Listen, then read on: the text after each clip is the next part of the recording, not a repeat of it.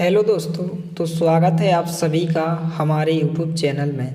दोस्तों, इसके पहले वाले वीडियो में हमने आपको जो है अर्धवार्षिक परीक्षा पेपर 2023-24 कक्षा 9वीं विषय हिंदी सेट बी का प्रश्न क्रमांक 1 से लेकर प्रश्न क्रमांक 11 तक पार्ट 1 में कंप्लीट सॉल्यूशन के साथ उपलब्ध करा दिया है।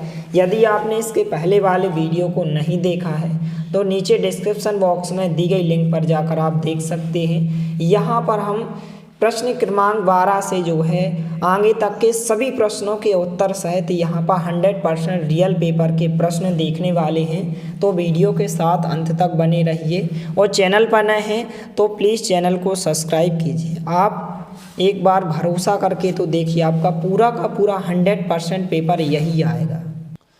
तो फटाफट सभी प्रश्नों को आप अच्छे से तैयार कीजिए। तो यहाँ पर प्रश्न क्रमांक 11 का जो अथवा पूछा गया है, महाकाव्य और खंडकाव्य में कोई दो अंतर 2 अंक में पूछा गया है। प्रश्न क्रमांक 12 है, गद्य की कोई 4 गौण विधाओं के नाम लिखिए। अथवा का प्रश्न है, यात्रा वृत्तांत से आप क्या समझते हैं, लिखिए। प्रश्न क्रमांक 13 है, मुंशी प्रेमचंद अथवा श्याम नारायण दुबे की भाषा शैली की कोई 2 विशेषताएं लिखी। तो इनको आप अच्छे से तैयार कर, यह जो है खंडकाव्य और महाकाव्य में अंतर हो जाएगा। तो कोई भी आपको 2 या 3 अंतर अच्छे से तैयार कर सकते हैं, या आपने पहले किए हैं तो आप इनका रिवीजन कर सकते हैं। इसके बाद गद्य की गौण विधाओं के बारे में लिखिए। तो इस प्रकार से आप कोई भी गद्य की गौण विधाओं के नाम लिख सकते हैं, जैसे रिपोर्ताज, संस्मरण, रेखाचित्र, जीवनी, आत्मकथा, यात्रा वृत्तांत, गद्य, काव्य। यहाँ पर इस प्रकार से आपके पास बहुत ही कम समय, इसलिए पेपर को आप फटाफट से अच्छे से अभी से तैयार करें। यात्रा वृत्तांत के बारे में तो यहाँ से लेकर यहाँ तक इसका आंसर होगा, तो आप स्क्रीनशॉट ले सकते हैं। फटाफट सभी प्रश्नों को तैयार कीजिए और वीडियो को ज़्यादा से ज़्यादा अपने दोस्तों के साथ शेयर कीजिए। इसके बाद जो है प्रश्न क्रमांक 13 है, मुंशी प्रेमचंद अथवा श्यामचरण दुबे की भाषा शैली के कोई 2 विशेषताएं आपको लिखना है। प्रश्न क्रमांक 14 है, छोटी बच्ची को जो है बैलों के प्रति प्रेम क्यों उमड़ आया। तो प्रेमचंद की 2 रचना और भाषा शैली इस प्रकार से हो जाएगी। आप इस प्रकार से स्क्रीनशॉट लेते जाइए, इस प्रकार से आंसर हो जाएगा और साहित्य में स्थान हो जाएगा। इसके बाद जो है प्रश्न क्रमांक 14, छोटी बच्ची के जो है बैलों के प्रति प्रेम क्यों उमड़ आया। अथवा का है, तिब्बत के लोग क्या लेकर घूमते थे। तो दोनों के प्रश्नों के उत्तर देखने वाले हैं। तो छोटी बच्ची को जो है बैलों के प्रति प्रेम क्यों उमड़ आया, इस प्रकार से उत्तर दिया गया है। तो आप इसका स्क्रीनशॉट ले सकते हैं। इसके अथवा का पूछा गया है कि तिब्बत के लोग क्या लेकर घूमते थे। तो डाकुओं के कारण हथियार लेकर घूमते थे। इसके बाद नेक्स्ट क्वेश्चन है, जो कि यहाँ पर आप देख सकते हैं।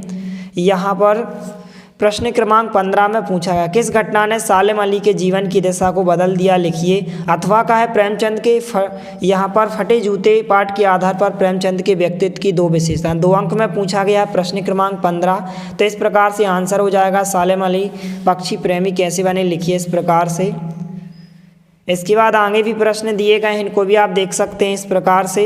प्रश्न क्रमांक 15 दिया गया है। प्रश्न क्रमांक 16, निम्नलिखित मुहावरों का अर्थ लिखते हुए वाक्यों में प्रयोग कीजिए। अंगूठा दिखाना और 9 2 11 होना, इस प्रकार से इनको आप तैयार करें। मुहावरे और लोकोक्ति में अंतर आपको अच्छे से तैयार करना है। तो प्रेमचंद के फटे जूते के आधार पर प्रेमचंद के व्यक्तित्व की कोई भी 2 विशेषता, वे सादगी पसंद थे और वे स्वाभिमानी थे।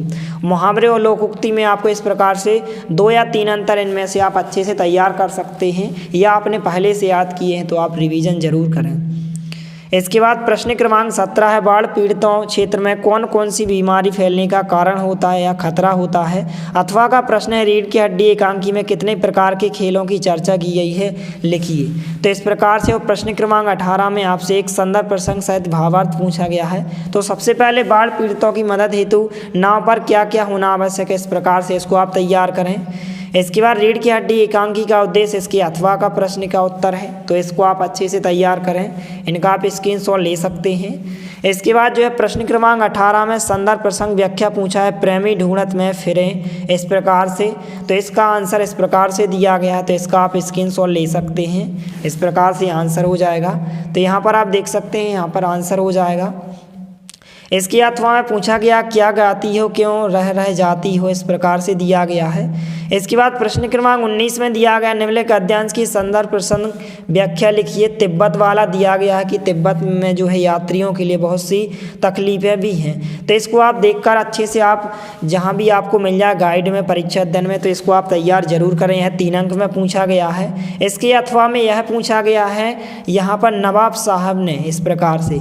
और प्रश्न क्रमांक 20 पुस्तक हमारी प्रथम मित्र पर विषय पर अनुच्छेद लिखना है, 3 अंक में पूछा गया। अथवा में पूछा गया है वार्षिक उत्सव की तैयारी को लेकर 2 मित्रों के मध्य संवाद लिखिए, तो इस प्रकार से। वो प्रश्न क्रमांक 21 में जो है गद्यांश की संदर्भ प्रसंग व्याख्या पूछी गई है और इसके अथवा में इस प्रकार से दिया गया कि मनुष्य एक सामाजिक प्राणी, यह आपको मिल जाएगा, तो इसका आप कर सकते हैं कि समाज में किसको पहचानना कठिन होता है, सच्चे मित्र की पहचान कब होती है, ऊपर एक गद्यांश का शीर्षक, तो इसको आप अच्छे से तैयार करें और इसके अथवा में यह पूछा गया है। इसके बाद प्रश्न क्रमांक 22 में पूछा गया है वे परीक्षा काल में ध्वनि विस्तार यंत्र पर रोक लगाने हेतु अपने जिले के जिलाधीश को एक प्रार्थना पत्र आपको लिखना, और अथवा में पूछा गया है वाद विवाद प्रतियोगिता में मित्र के प्रथम आने पर एक बधाई पत्र आपको लिखना है। और प्रश्न क्रमांक 23 में जो है आपसे एक रूपरेखा सारगर्भित निबंध लिखना है जो कि 4 अंक में पूछा गया है, तो इनमें से आप कोई भी तैयार कर सकते हैं, जैसे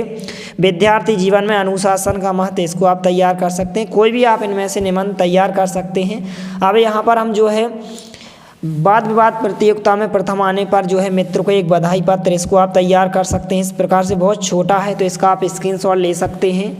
इसके अथवा में जो पूछा गया है यहाँ पर कलेक्टर महोदय को जो है लाउड स्पीकर पर रोक लगाने के लिए, ध्वनि विस्तार यंत्रों पर रोक लगाने हेतु तो एक आपको प्रार्थना पत्र लिखना है, तो इस प्रकार से आप लिख सकते हैं। तो इसमें दिए गए सभी प्रश्नों को आप अच्छे से तैयार करें। यदि आपने इसके पहले का पार्ट 1 नहीं देखा है तो ज़रूर देखें। मिलते हैं अगले वीडियो में, तब तक के लिए जय हिंद, वंदे मातरम।